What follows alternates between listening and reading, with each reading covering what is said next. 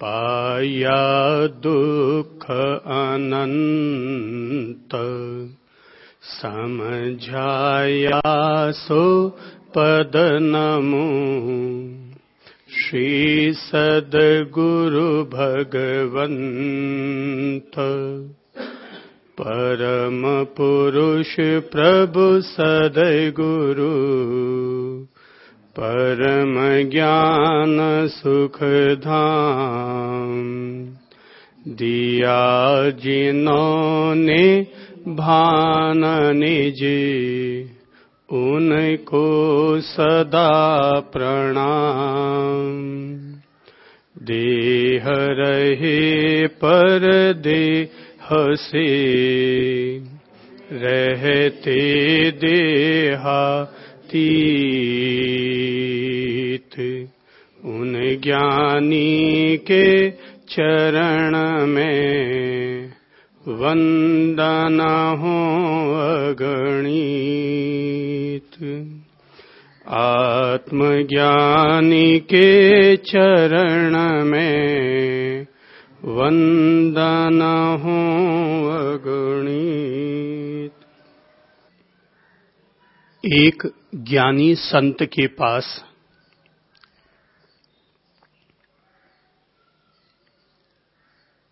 एक युवक अपने जीवन का समाधान प्राप्त करने के भाव से पहुंचा।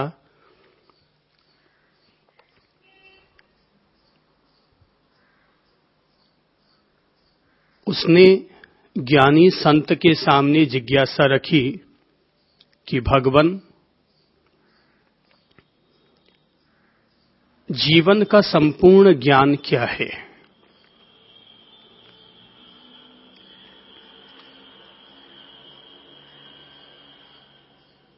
ज्ञानी गुरु 2 पल के लिए मौन रहे, फिर अचानक खड़े हुए और अपनी कुटिया पर लगी हुई खिड़की के पास उसे लेकर आए। युवक को खिड़की के पास खड़ा किया और खिड़की के कांच में दिखाते हुए कहा कि जरा देखो तुम्हें बाहर क्या दिखाई दे रहा है। कांच पारदर्शी था। युवक ने देखा और कहा कि मुझे सड़क पर चलते हुए लोग नजर आ रहे हैं।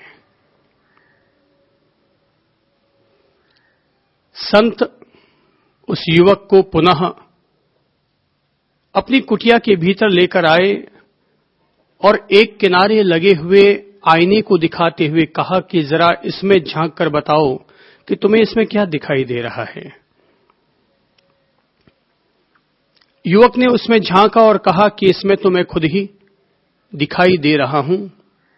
ज्ञानी संत ने उसके जीवन का समाधान करते हुए कहा कि जब तुम मुझसे पूछना चाहते हो कि जीवन का संपूर्ण ज्ञान क्या है, तो यही जीवन का संपूर्ण ज्ञान है कि यदि तुम कांच में देखोगे तो तुम्हें लोग नजर आएंगे, पर अगर आईने में देखोगे तो तुम खुद को नजर आओगे। ज्ञान औरों को देखने के लिए होता है और ध्यान स्वयं को देखने के लिए हुआ करता है। ज्ञान व्यक्ति के लिए कांच की तरह होता है, लेकिन ध्यान व्यक्ति के लिए दर्पण और आईने की तरह हुआ करता है। ज्ञान ध्यान की पूर्व भूमिका है और ध्यान ज्ञान का उपसंहार है। ध्यान में प्रवेश पाने के लिए ज्ञान उपयोगी है, लेकिन ज्ञान की पूर्णता तभी है जब व्यक्ति ध्यान के मार्ग का अनुसरण करे। बिना ध्यान के ज्ञान को पूर्णता नहीं दी जा सकती और बिना ज्ञान के ध्यान में परिपक्वता नहीं आती। इसलिए ज्ञान और ध्यान दोनों एक दूसरे के पूरक हैं। वर्तमान संसार में ज्ञान के प्रति तो अत्यंत जागरूकता बनी है, लेकिन वो ज्ञान तब तक व्यक्ति का पक नहीं सकता जब तक कि व्यक्ति ध्यान के पथ का अनुसरण नहीं करेगा। क्योंकि ज्ञान के द्वारा व्यक्ति औरों को जानता है। अगर हमने औरों को जान भी लिया तो क्या अगर हम अपने आप को न जान पाए? ज्ञानी कहते हैं जे एगम जानई से सबम जानई। जो एक को अपने आप को जान लेते हैं वे सबको जान लिया करते हैं, पर जो सबको जान लेते हैं जरूरी नहीं है कि वे एक अपने आप को जानने में भी सफल हो जाएंगे। अगर ध्यान सूत्रों के जरिए हम लोग ध्यान के मार्ग को समझ रहे हैं तो हम लोगों को बुनियादी तौर पर यह बात समझ लेनी चाहिए कि संसार के श्रेष्ठ समस्त धर्मों का सार, आध्यात्मिक धर्मों का सार अगर कोई है तो वो ध्यान है। जैसे शरीर में हमारा मुख्य भाग हमारा मस्तिष्क है, जैसे पेड़ में जड़ें उसकी मुख्य हुआ करती हैं, वैसे ही संसार के समस्त आध्यात्मिक धर्मों में मुख्य ध्यान है। महावीर ने संन्यास लेने के बाद लगातार 12.5 वर्ष तक केवल एक ही काम किया था और वो था ध्यान किया था। हालांकि वे संन्यास्त होने के बाद पूर्ण एकांत में चले गए, जंगलों में वन और उपवनों की तरफ गए, मौन भी रखा, लेकिन मौन रहने के बाद उन्होंने अगर कुछ किया 12.5 वर्ष तक तो केवल चिंतन अनुचिंतन करते रहे, ध्यान करते रहे। जहां उन्हें जो योग्य स्थान लगा वहां रह करके उन्होंने ध्यान किया। लगातार वे धर्म ध्यान और शुक्ल ध्यान की तरफ बढ़ते चले गए। ठीक है, महावीर को जो परिणाम 12.5 वर्ष में मिला, परिणाम मात्र 6 वर्ष में मिल गया। महावीर से पूर्व में हुए पारसनाथ जी को और कम समय में मिला होगा। ये तो व्यक्ति पर निर्भर करता है कि किसके पूर्व कर्म कितने सघन हैं, उस बात पर निर्भर करता है कि व्यक्ति अपने कर्मों को काटने में कितना सफल हुआ। अर्थात सघन कर्म है तो काटने में वक्त लगता है, पूर्व कर्म अगर कम है तो काटने में समय भी कम लगेगा।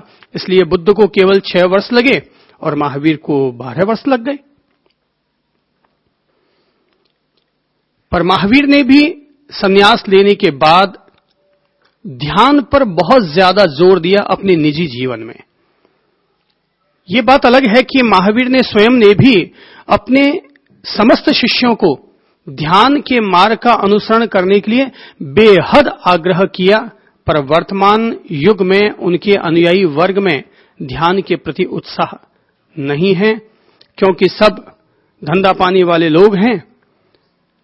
पूजा पाठ के लिए तो वक्त निकाल लेते हैं, लेकिन ध्यान जैसे विषय के लिए वो अपना वक्त नहीं निकाल पाते। अर्थात लोगों की नजरों में ज्ञान का मूल्य तो रहा, क्योंकि जगत में जीने के लिए, जगत में प्रतिष्ठा पूर्वक जीने के लिए, इज्जत की जिंदगी जीने के लिए ज्ञान उनके लिए उपयोगी बना। पर लोगों को लगा खुद को जाना तो क्या और न जाना तो क्या फर्क पड़ना है, लोगों की नजरों में हम अच्छे रहने चाहिए। बस यह मानते हुए उन्होंने केवल ज्ञान को महत्व दिया, ध्यान उनके हाथों से छूट गया।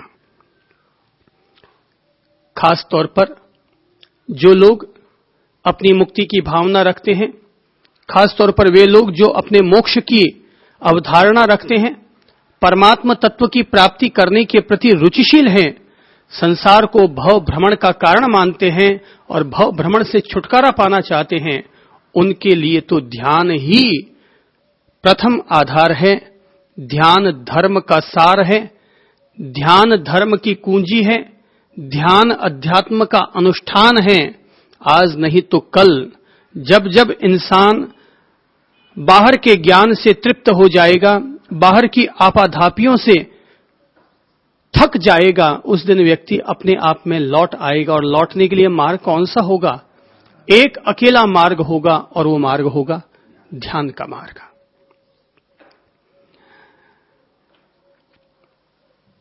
महावीर ने ध्यान पर जोर दिया, बुद्ध ने ध्यान पर जोर दिया, सनातन धर्म में महर्षि पतंजलि जी ने ध्यान पर जोर दिया। आज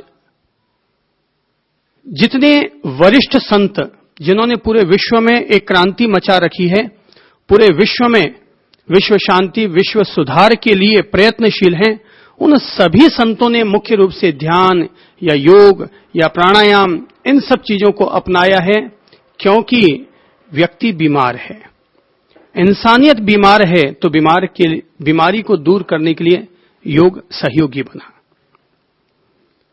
लोग शिथिल हैं, उनको प्राणवंत करने के लिए प्राणायाम का उपयोग किया गया।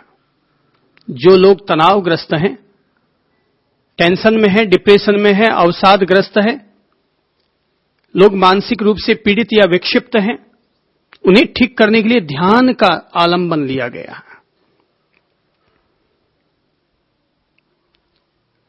माध्यम कोई भी क्यों ना हो, लेकिन कुल मिलाकर के विश्व को हम सब लोग जहां तक पहुंचाना चाहते हैं, ध्यान उसमें निश्चित तौर पर उपयोगी है। महावीर के समय में महावीर जब भी किसी को दीक्षा देते, सन्यास देते, तो सन्यास देते ही वे लोगों से आग्रह करते, वे एकांत में जाएं, स्वयं को जानें, स्वयं के कर्मों की निर्जरा करें, पूर्वबद्ध कर्मों का क्षय करें, और जब तुम्हें लगे कि तुम अपने कर्मों से मुक्त हुए, कुछ आत्म अनुभूति के धरातल पर परिपक्व हुए, तो समाज में लौट आना। समाज में तो लौटना पड़ेगा, ज्ञान के धरातल पर भी लौटना पड़ेगा, समाज के धरातल भी लौटना पड़ेगा। महावीर भी लौट कर आए, गए पहले जंगलों में, लेकिन बाद में वापस समाज के बीच में लौट कर आए। बुद्ध भी लौट कर आए, पतंजलि जी भी जंगलों में योग साधना की, ऊंचाइयों को छूने के बाद फिर समाज में आए और उन्होंने योग सूत्र वगैरह लिखे, पर पहले स्वयं आत्म अनुभूति के धरातल पर गए। इसलिए तो कल अपन जब चर्चा कर रहे थे, संत जी उनकी मां ने अपने पुत्र को प्रेरणा दी थी कि बेटा,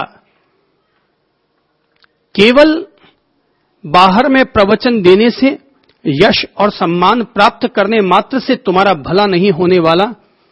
अगर तुम चाहते हो कि तुम्हारी मां अपने पुत्र पर गौरव करे, तो बेटा तुम ये समाज के प्रपंचों का त्याग करो और किसी मठ में, किसी श्राइन में, किसी मंदिर में जाकर के अपने आप को स्थित करो, और तब तक वहां ध्यान करो जब तक कि तुम्हें आत्मज्ञान का प्रकाश प्राप्त न हो जाए, तब तक ध्यान करो। स्वयं को जानने के लिए ध्यान के धरातल पर आना पड़ेगा। शब्द है ध्यान, ध्यान शब्द का अर्थ होता है डूबना, ध्यान शब्द का अर्थ होता है लगना, ध्यान शब्द का अर्थ होता है एक लय होना। प्रश्न है किसमें एक लय होना। अगर एक छात्र अपने पाठ्यक्रम की पुस्तकें पढ़ रहा है, तो उसे अपने पाठ्य पुस्तकों में एक लय होना चाहिए।